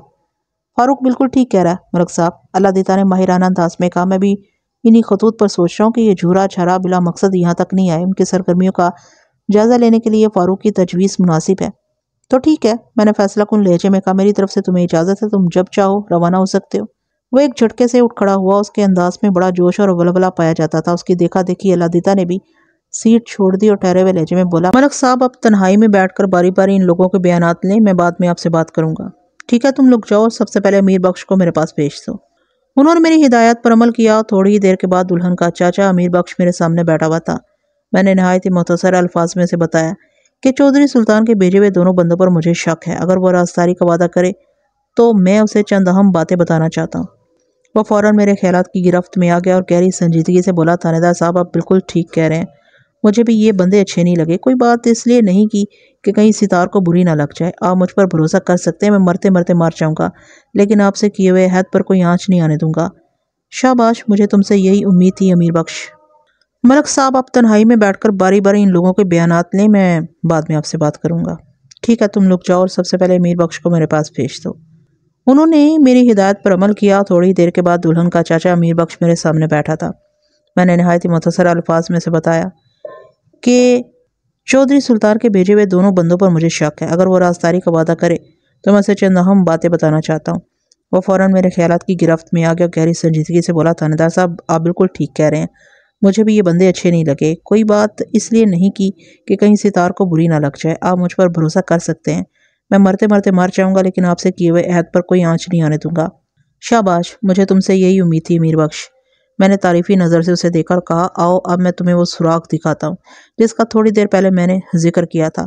وہ ہمتن گوش ہو کر مجھے دیکھنے لگا۔ میں نے وہ ٹوٹا پھوٹا سوٹ کیس ملاحظے کے لیے اس کے سامنے رکھ دیا جو ہمیں گھنے جنگل سے ملا تھا۔ وہ سوٹ کیس کو دیکھتے ہی پہچان گیا اور تشویش بھرے لہجے میں بولا، یہ سوٹ کیس ہم نے ہی سائیکا کے ساتھ بھیجا تھا۔ اس کے اندر قیمتی ملبوسات اور چند طلائی زیورات رکھے ہوئے تھے، مگر اب تو یہ بائیں بائیں کر رہا ہے۔ اس کا سامان کہاں گیا اور یہ آپ کو کہاں سے ملا ہے؟ میں نے اس کے سوالات کے جواب میں بتایا کہ وہ سوٹ کیس ہمیں کہاں سے ملا تھا، پھر کہا اس کا سامان وہی لٹیرے اپنے ساتھ لے گئے ہیں جنہوں نے 2 روز پہلے تمہاری بھتیجی کی بارات کو لوٹا تھا۔ میں نے کھوجی کی مدد سے ڈاکوؤں کا جو کھرا نکلوایا ہے، اس کے مطابق وہ لوگ جنگل کے مغربی کنارے سے باہر نکل کر کوٹ فرمان علی کی طرف گئے تھے، اور یہ دونوں سرکاری سانڈ بھی شادی سے 1 دن پہلے چودھری سلطان کے کسی کام سے ادھر ہی گئے ہوئے تھے۔ اس لیے میں اس کیس کی کڑیاں ملانے کی کوشش کر رہا ہوں۔ میں آپ کی بات کو بڑی وضاحت سے سمجھ گیا ہوں تھانے دار صاحب، وہ ٹھوس لہجے میں بولا۔ آپ یہ بھی بتا دیں کہ مجھے باہر جا کر ان لوگوں سے کیا کہنا ہے؟ سوٹ کیس کا کوئی ذکر نہیں کرنا، یہ بتانا ضروری ہے کہ میں نے ڈاکوؤں کا جو کھرا اٹھایا ہے اس کے مطابق وہ لوگ جنگل کے شمالی کنارے سے باہر نکل کر چک سیف کی طرف گئے ہیں، اور یہ کہ اب میں ڈاکوؤں کی گرفتاری کے لیے چک سیف میں چھاپا مارنے والا ہوں۔ میں بھی انہیں یہی بتاؤں گا، اس طرح وہ مطمئن رہیں گے اور مجھے ان کی اصلیت تک پہنچنے کے لیے زیادہ دشواری نہیں اٹھانا پڑے گی۔ ٹھیک ہے جی، وہ اس بات میں گردن ہلاتے ہوئے بولا، بتائیں میں باہر جا کر کس کو آپ کے پاس بھیجوں؟ اپنے ہم منصب ستار حسین کو۔ وہ اٹھا اور کمرے سے باہر نکل گیا۔ میں نے پروگرام کے مطابق ستار حسین کو ٹریٹ کیا اور اس کے بعد جھورا اور چھارا کو ایک ساتھ اپنے پاس بلا لیا۔ وہ اس بات پر الجھے ہوئے تھے کہ میں ان کے بیانات کیوں لینا چاہتا ہوں۔ میں نے انہیں تسلی دیتے ہوئے کہا، یہ ایک معمول کی کارروائی ہے، تم لوگ برات میں شامل تو نہیں تھے، لیکن میں سمجھتا ہوں کہ دوسرے لوگوں کی طرح تمہاری یہی خواہش ہوگی کہ خود سر ڈاکوؤں کا وہ شیطانی ٹولہ جلد از جلد قانون کی گرفت میں آ جائے۔ جی ہاں، بالکل بالکل، وہ ایک زبان ہو کر بولے، ہم بھی یہی چاہتے ہیں۔ پھر انہوں نے بڑے اشتیاق سے سوراخ کے حوالے سے استفسار کیا جس کا میں ان کے سامنے ذکر کر چکا تھا، اور میں نے سوچے سمجھے منصوبے کے تحت انہیں چک سیف والی کہانی سنا کر مطمئن کر دیا۔ پھر پوچھا، چودھری سلطان نے آپ لوگوں کو کوٹ فرمان علی کس کام سے بھیجا تھا؟ جواب دینے سے پہلے انہوں نے مانی خیز نظر سے ایک دوسرے کو دیکھا۔ پھر جھورا نے سنبھلے ہوئے لہجے میں بتایا کہ ادھر کوٹ فرمان علی میں چودھری صاحب کی چھوٹی بیٹی بیاہی ہوئی ہے، اس کا نام صفورہ، اس کے شوہر کا نام چودھری خلیق ہے۔ چودھری سلطان نے اپنی بیٹی کے لیے چند تحائف بھیجے تھے جو ہم وہاں پہنچانے گئے تھے، بس اتنی سی بات ہے۔ اچھا، میں نے سرسری سے لہجے میں کہا۔ پھر درخواست کرنے والے انداز میں نے مخاطب کرتے ہوئے اضافہ کیا، چھورا چھارا، تم لوگ اپنی آنکھیں اور کان کھلے رکھنا، اگر ان ڈاکوؤں کے بارے میں کوئی سنگن ملے تو فوراً مجھے اطلاع دینا۔ وہ دونوں میرے بچھائے ہوئے جال میں آ گئے اور بڑی مکاری سے مسکراتے ہوئے یہ کے بعد دیگرے بولے، اب فکر ہی نہ کرے جناب، اس سلسلے میں ہم آپ سے پورا تعاون کریں گے۔ میں نے انہیں جانے کی اجازت دے دی اور ایک فوری خیال کے تحت اللہ دیتا کو اپنے پاس بلا لیا۔ وہ میرے سامنے حاضر ہونے کے بعد بولا، حکم الگ صاحب، جھورا اور چھارا کا کھرا اٹھانا ہے لیکن انہیں اس بات کا احساس نہ ہو۔ میں نے انہیں مطلق احساس نہیں ہونے دیا جناب۔ وہ مانی خیز لہجے میں بولا، کیا مطلب؟ الفاظ میرے حلق میں اٹک کر رہ گئے۔ میں نے کانسٹیبل فاروق کو بھی سلطان آباد جانے سے روک دیا ہے۔ وہ بدستور مانی خیز لہجے میں بولا، آپ کو پریشان ہونے کی قطعاً ضرورت نہیں ہے۔ تم کہنا کیا چاہتے ہو اللہ دیتا؟ میری الجھن میں اضافہ ہو گیا۔ یہی کہ آپ ابھی اپنی کرسی سے اٹھیں اور اس سے پہلے کہ وہ دونوں ڈش کرے تھانے کے احاطے سے باہر قدم رکھیں انہیں ہتھ کڑیاں پہنا دیں۔ 6 ڈاکوؤں کے اس گروہ میں یہ دونوں بھی شامل تھے۔ جب جھورا اور چھارا میرے کمرے میں مصروف تھے تو کھوجی اللہ دیتا نے تھانے کے مختلف حصوں میں سے ان کا کھرا حاصل کر لیا تھا۔ یہ کام اس نے بڑی ہوشیاری اور چابکدستی سے کیا تھا۔ جنگل کے جس مقام پر ہمیں وہ سوٹ کیس پڑا ملا تھا ادھر ان ڈاکوؤں کے قدموں کے نشانات بھی پائے گئے تھے۔ انہوں نے گھوڑوں سے نیچے اترنے کے بعد ہی سوٹ کیس کا پوسٹ مارٹم کیا تھا۔ وہ کھرا اللہ دیتا کے ذہن سے چپک کر رہ گیا تھا، لہٰذا اسے جھورا اور چھارا کے کھرے کو شناخت کرنے میں کوئی دقت محسوس نہ ہوئی۔ جب جھورا اور چھارا کو زیر تفتیش لا کر میں نے چند فارمولے آزمائے تو ان کی زبانوں کے قفل کھل گئے اور انہوں نے اپنے کالے کرتوتوں کی ساری کہانی تفصیل سے بیان کر دی۔ ان کی نشاندہی پر میں نے ان کے مزید 4 ساتھیوں کو بھی گرفتار کر لیا۔ ان چاروں کا تعلق کوٹ فرمان علی نامی گاؤں سے تھا۔ اسی تفتیش کے دوران میں سب سے زیادہ سنسنی خیز انکشاف یہ ہوا کہ ان ڈاکوؤں لٹیروں کی مکمل پست پناہی چودھری سلطان کیا کرتا تھا اور لوٹ مار کے اس کاروبار میں وہ ان کا برابر کا حصے دار بھی تھا۔ میں نے اس کیس کے تمام منفی کرداروں کو ان کے جرائم کے مطابق سزائیں دلوانے میں کوئی کسر نہ چھوڑی۔ میں مزید جتنا عرصہ بھی اس علاقے میں رہا چوری اور ڈکیتی کی کوئی واردات سننے اور دیکھنے میں نہیں آئی۔ کسی نے سچ کہا ہے کہ چور کو نہیں اس کی ماں کو ختم کر دو تاکہ آئندہ کوئی چور پیدا نہ ہو۔ میں نے بھی اسی کہاوت پر عمل کرتے ہوئے ڈاکوؤں کی اماں جان چودھری سلطان کو جیل کی دیواروں کے پیچھے پہنچا دیا تھا۔ امید کرتی ہوں کہ آپ کو یہ کیس بھی کافی پسند آیا ہوگا۔ پسند آیا تو ویڈیو کو لائک کمنٹ اور شیئر کرنا ہر قسمت بھولے گا، اور جو میرے چینل پر نیو ہیں جلدی سے چینل کو سبسکرائب کر لیجئے گا، اور مجھے اجازت دیجیے ایسی کسی اچھی سی کہانی تک کے لیے اللہ حافظ۔